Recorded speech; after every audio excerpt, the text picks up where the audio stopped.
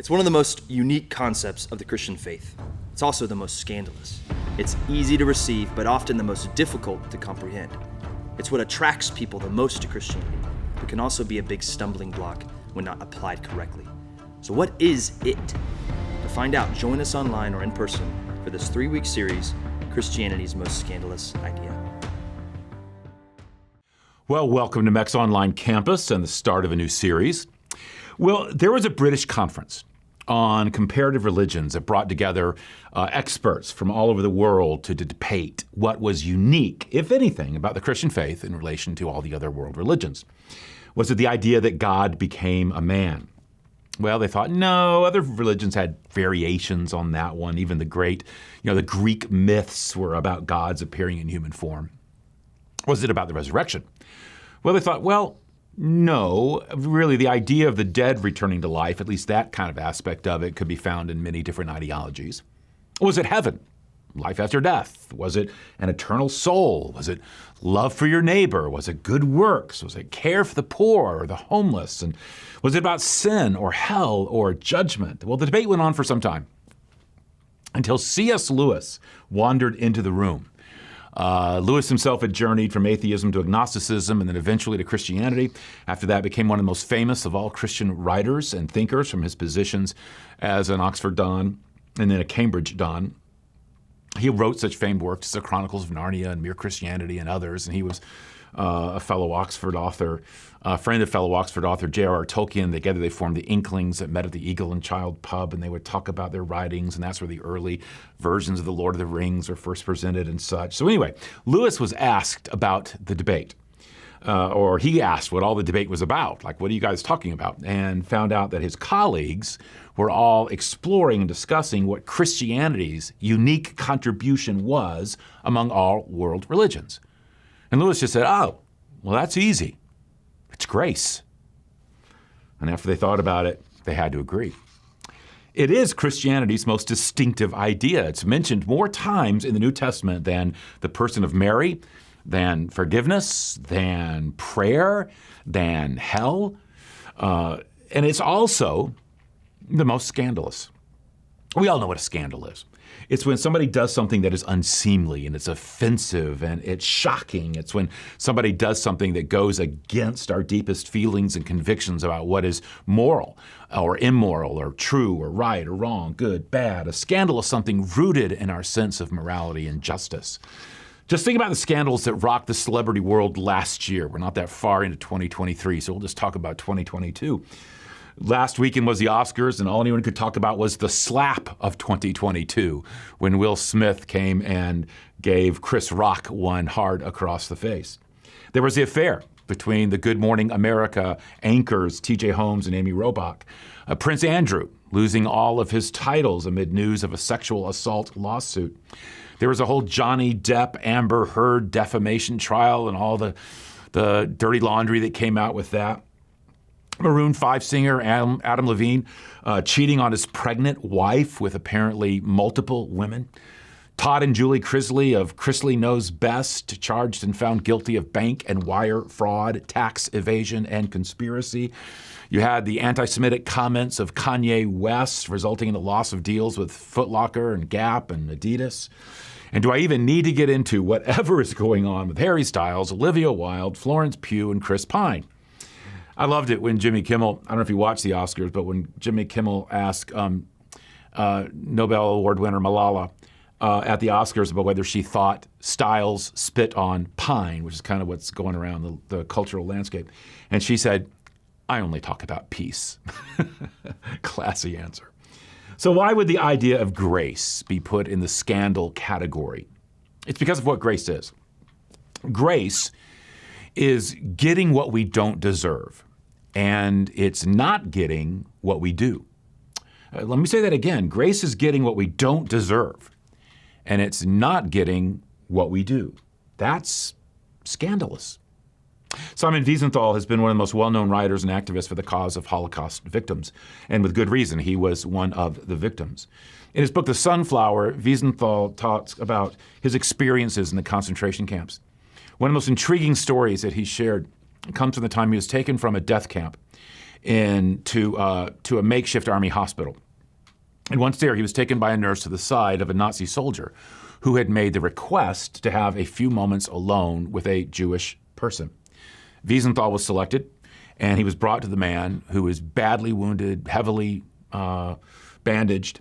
And the man turned to Wiesenthal and told him, just confessed to the horrible crime that he had committed.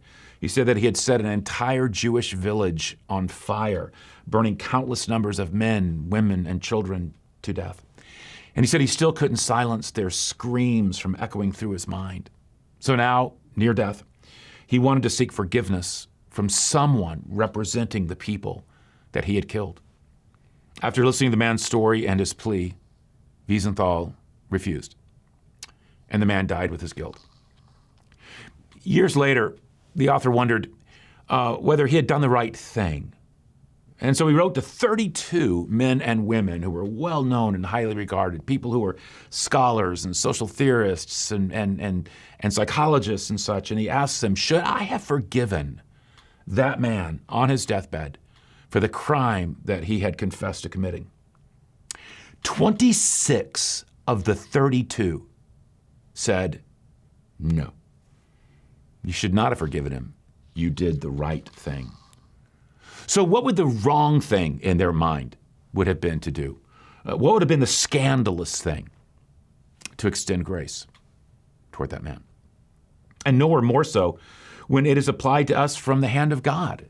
Nowhere more is grace more scandalous than when it's applied in that kind of a venue. For the idea of God's love coming to us free of charge and no strings attached seems to go against every instinct within the human race. The Buddhist Eightfold Path, the Hindu doctrine of karma, the Jewish covenant, the Muslim code of law, they're all about trying to win and earn approval. Yet, it means you simply get what you deserve, and you don't get what you don't deserve. Only Christianity offers an entirely different calculus. As the Bible says in Ephesians, for it is by grace you have been saved through faith, and this is not from yourselves. It is a gift of God, not by works. And that really is scandalous. It's just against the way we think. And Jesus knew it, which is one of the reasons why he kept hammering home this scandalous idea of grace to kind of see if he could begin to get past people's sensibilities on this. Let me read you a parable that Jesus told.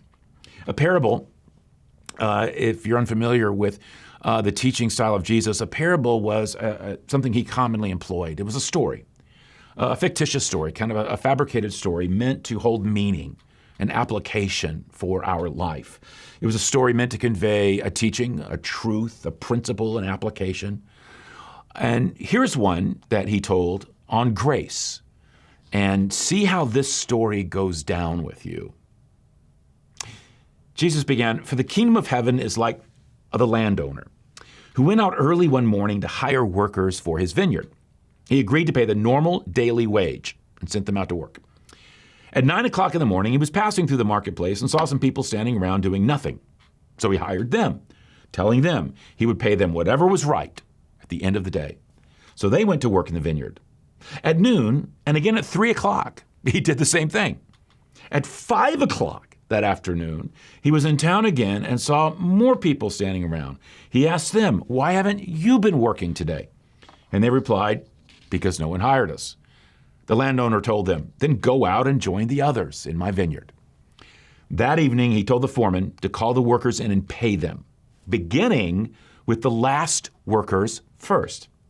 When those hired at 5 o'clock were paid, each received a full day's wage. When those hired first came to get their pay, well, they assumed they would receive more, but they too were paid a day's wage. When they received their pay, they protested to the owner. Those people worked only 1 hour, and yet you've paid them just as much as you paid us, who worked all day in the scorching heat. He answered one of them, friend, I haven't been unfair. Didn't you agree to work all day for the usual wage? Take your money and go. I wanted to pay this late worker the same as you. Is it against the law for me to do what I want with my money? Should you be jealous because I am kind to others? Now let me ask you the Wiesenthal question. Should the owner of the vineyard have paid everyone the same? Honestly, what in your head do you think? If you're like most people, you would say no. Well, welcome to the scandal of grace.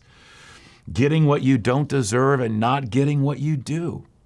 Now, this raises a provocative question. How could a just God dabble in this?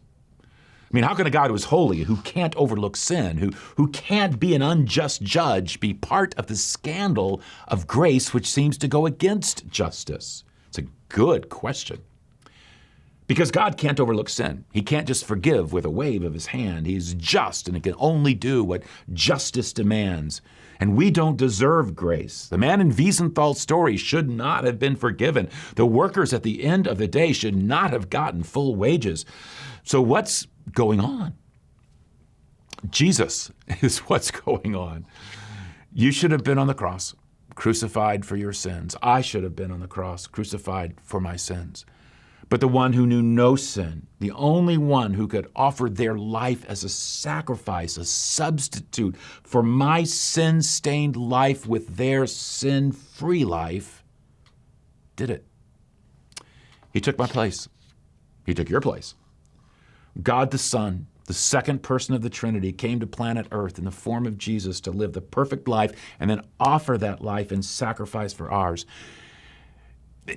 Think about this.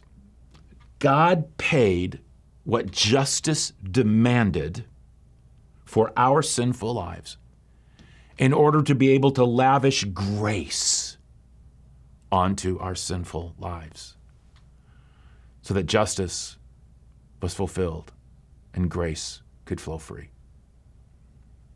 And being on the receiving end of that grace is the heart cry of every person on this planet. It's mine, and I bet it's yours. Let me take you to another story of Jesus, one that might be a little more familiar. One of his more famous stories, but you may not have realized how much it really has to suggest to your thinking and to your life. So let me just read it. A man had 2 sons. The younger son told his father, "I want my share of your estate now instead of waiting until you die." So his father agreed to divide his wealth between his sons. A few days later, this younger son packed all his belongings and took a trip to a distant land, and there he wasted all his money on wild living. About the time his money ran out, a great famine swept over the land, and he began to starve. He persuaded a local farmer to hire him to feed his pigs. The boy became so hungry that even the pods he was feeding the pigs looked good to him, but no one gave him anything.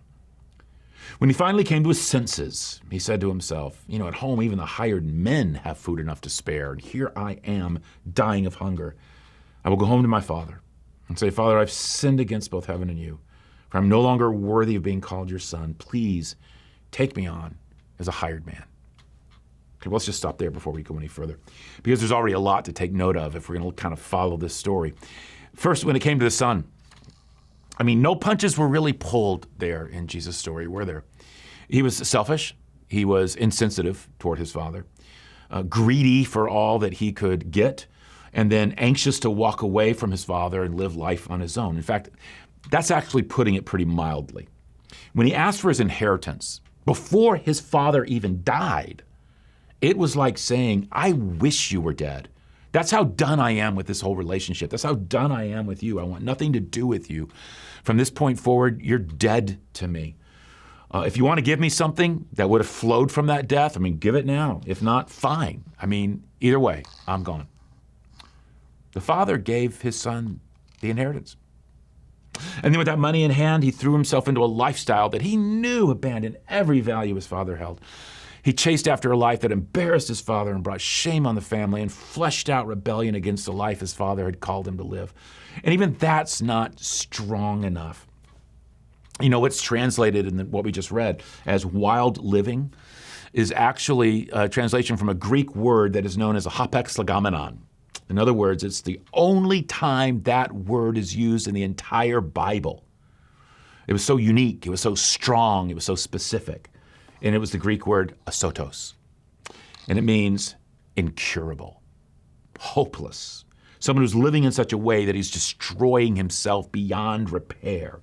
The word gives the idea of wildness, a lack of discipline, living in a way that dissipates your life until nothing is left and there is nothing to redeem. Well, when the money ran out, times got hard, and he realized the asotos nature of his life. He had pursued multiple sexual partners and experiences, but never gained companionship, much less love. He had spent money, but found it did not give him any kind of lasting satisfaction. Whatever pleasure it brought was momentary. It was empty. He had chased independence and ended up little more than a slave. In the end, he had absolutely nothing in hand and nowhere to go. Well, he did have one last place he could go. Home. But that was the one place that he did not want to go, the last place he wanted to go. I mean, he knew what he would find, or at least what he deserved.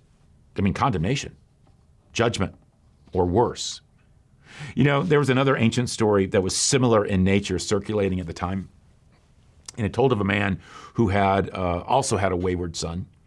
The boy became involved with the wrong crowd and was then persuaded to join them in a robbery of his own father. And after the robbery was over, his friends fled with the stolen treasure and left him back to face the guilt alone of the crime. Deserted by his friends, realizing he had betrayed his father, he went home and he begged for forgiveness. Surprisingly, it was granted. The father called all the members of the family together to celebrate the reconciliation and return of his son. And when all had enjoyed the banquet to the fullest, the father stood and lifted up a cup of wine for a toast.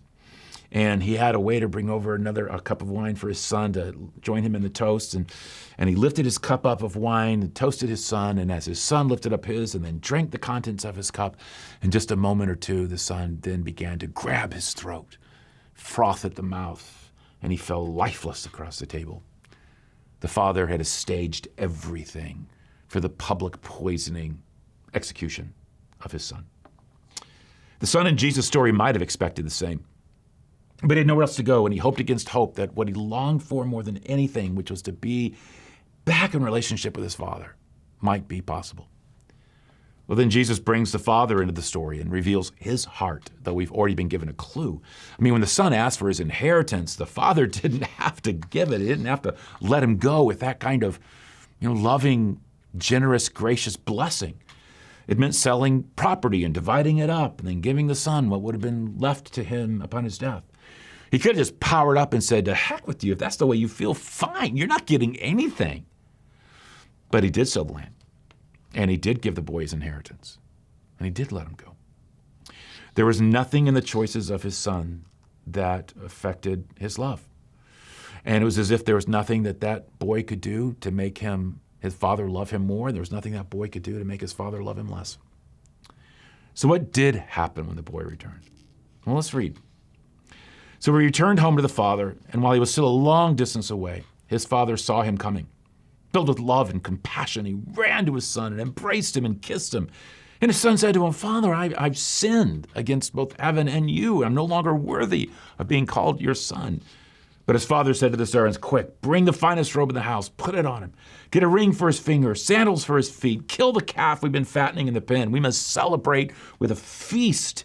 For this son of mine was dead and is now returned to life. He was lost, but now he's found. And so the party began. Now, that's stunning. Just make sure you get this picture. The Bible tells us, first of all, that while the son was still a long distance away, his father saw him coming. Do you know what that means? It's not hard to read between the lines on that one. He couldn't have spotted him coming if he hadn't been out front looking. He had been looking for him still after all that time. You can just imagine, his eyes gazing out at the road that led to their home every morning, every night, wishing, wanting, hoping to see his precious child on its path. And when he finally saw him, what happened? Anger? Fury? Wrath? Condemnation? Judgment? No. Jesus tells us that the Father's heart was filled with love and compassion. His heart broke at the life his son had chosen to live and what it had done to him. And now his heart was about to burst out of his chest because now he was returning home. And then he started to run. Just flat out started running down the road toward his son. Don't overlook that. In that day's culture, no father would have run out to a son, much less a wayward prodigal son.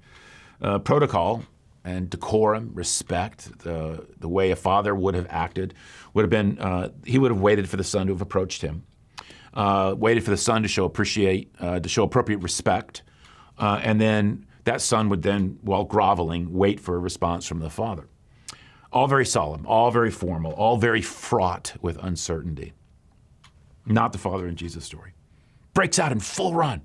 He couldn't control himself. He threw all dignity and all decorum and all reservation to the wind. He just ran to his son. And I've always just kind of been able to picture this old man, tears streaming down his face, his robe flapping in the wind, his beard whipping out behind him as he's running to his son with his arms just outstretched, wanting to just embrace him and grab him up and wrap him in his arms and twirl him around, grinning, laughing, crying at the same time, all over the sight of his child. And then picking him up, holding him tight, never wanting to let him go.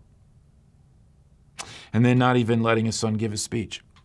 He's too busy calling out to everybody, he's home, break out the band, pour the wine, prepare the tables, he's home. Dead now alive, lost now found. And in that moment, the son realized that everything he thought about his father was wrong. Everything he had believed about the father's heart toward him was unfair. And that everything he had been searching for had been found. And that it had been there all along. It's a powerful story. But it's not just a story. This was teaching from Jesus. Jesus told the story so that we would know the Father's heart toward us. God is that Father. You are that child. And the reason that God really is that Father is because God really is a God of grace. And isn't that what you long for? Isn't that the God, the Father, you long for? Ernest Hemingway once wrote a story about a Spanish father who decided to reconcile with his son who had run away to Madrid in Spain. And he took out an ad in the El Liberal newspaper which simply said, "Paco, meet me at Hotel Montana on Tuesday at noon. All is forgiven. Papa." Well, Paco is a common name in Spain. And when the father went to the square, he found 800 young men named Paco there waiting for their fathers. That's what Jesus was trying to get across, not just to the world in general, but to you. All is forgiven. Whenever I think of this, I think of a story I read some years ago about a young girl who grew up on a cherry orchard just outside of Traverse City, Michigan. Her parents, who were, a little old-fashioned, tended to overreact to her nose rings and her music and short skirts and ripped jeans.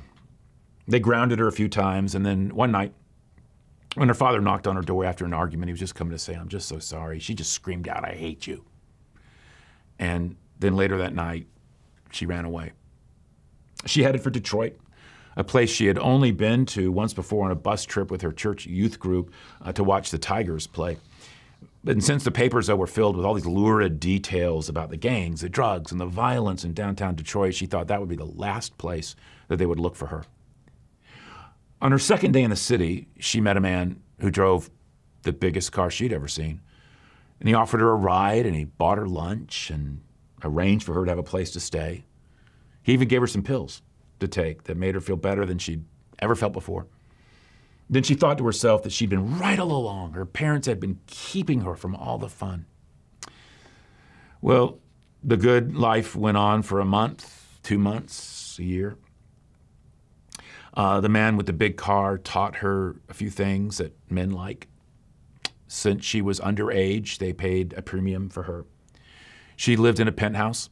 She enjoyed room service whenever she wanted, ordered it. Every now and then she would think about her parents back home, but her life now seemed their lives seemed so boring and so plain and old-fashioned, she could hardly believe she even grew up there. She had a brief scare when she saw her picture printed on the back of a milk carton with the headline, "Have you seen this child?" But now she had blonde hair, and with all the makeup and body piercing that she wore, it was very doubtful anybody would mistake her for a child.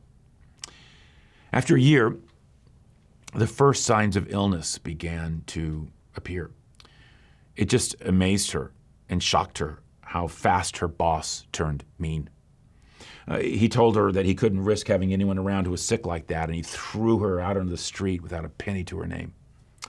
She found that she was able to turn a couple of tricks at night, but it didn't pay much, and all the money went to support her drug habit. When winter came, she found herself sleeping on metal grates outside the big department stores, but sleeping really was the wrong word.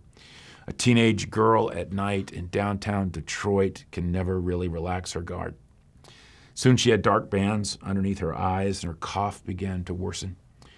One night as she was lying awake, listening for footsteps that might harm her, everything came to clarity. And everything about her life just suddenly looked different. She felt once again like this little girl, the little girl that she was, lost in a cold and frightening city. She began to cry. Her pockets were empty. She was hungry. She needed a fix. She pulled her legs underneath her and she shivered under the newspapers and that she had kind of piled on top of her coat.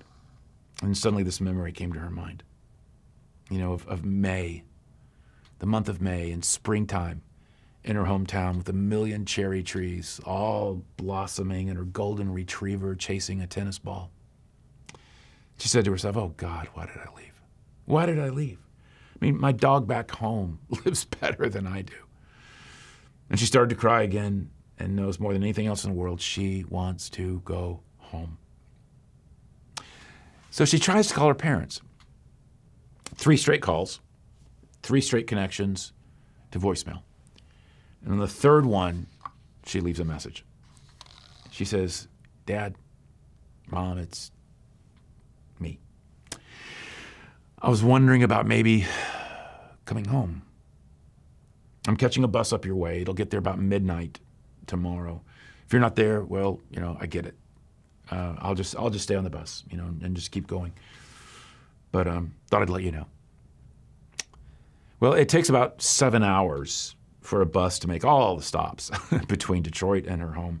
And during that time, all she could think about were the flaws in her plan. I mean, what if they were out of town and they didn't get the message? Or what if they were home and she didn't give them enough time to be at the bus station? What if they just flat out didn't want her back, which would make the most sense? And then she began to rehearse what to say if they were there. "Dad, I'm so sorry. I know I was wrong. It's not your fault. It's all mine. Dad, can you forgive me?" And she says those words over and over and over. Well, when the bus finally rolls into the station, the driver, kind of in this monotone voice, not knowing at all what it means to her, just kind of says, "Traverse City, Michigan, 15-minute stop." 15 minutes for her entire life to be decided. Well, she checks herself in her little compact mirror and smooths her hair and licks a lipstick off of her teeth, and she looks at the tobacco stains on her fingertips and wonders if her parents will notice, if they're even there. She gets off the bus. She walks into the terminal, not knowing what to expect. But not one of 1,000 scenes that entered her mind matched what she saw. Because there within those concrete walls and those cheap plastic chairs stood a group of 40 brothers and sisters and great aunts and uncles and cousins and a grandmother and even a great-grandmother. And they were all wearing these goofy party hats and blowing noisemakers, and taped across the back entire wall of the terminal was a banner that said, "Welcome home." And then out of the crowd stepped her dad. Through tears, she started to say, "Oh, Dad, I'm so sorry. I know." And he just stops her. And he just says, "Hush, child. We've got no time for that. You'll be late for the party. A banquet's waiting for you at home." And that's simply a retelling of the story Jesus told of the prodigal son. A story of someone who turned away from God, found out it was not the life that they wanted, and came back filled with guilt and shame, expecting rejection and condemnation, but instead finding loving forgiveness and radical acceptance. And there were no catches, no loopholes, no solemn lectures, just the extended arms of a loving, forgiving, gracious God to a guilt-ridden, repentant child who just wanted to come home. Scandalous? but it can be your scandal too. And it's a wonderful one. Well, next week, I want to keep digging into this some more, if you'll join me, and find out how we can experience this scandal with a look at a story that may be the most talked about story of grace in the history of the world. But there's so much to it that is often missed that makes it even more scandalous than it reads. And we'll dig into it. Until then, let me pray for you. Father, thank you so much for grace. Thank you for doing what it took to fulfill justice so that you could lavish grace. You didn't have to do any of that. Thank you, thank you, thank you. And you did it for us. For us. Knowing our face, knowing our name, knowing our story. You did it. That's an amazing thing. Maybe that's why we call grace amazing grace, because it is. Thank you for this scandal. Thank you that it can be applied to our life. Thank you so much that it's there for us. We need it. We long for it. And you're ready to give it. Thank you for being that kind of God. And I thank you and pray this to you in the name of Jesus. Amen.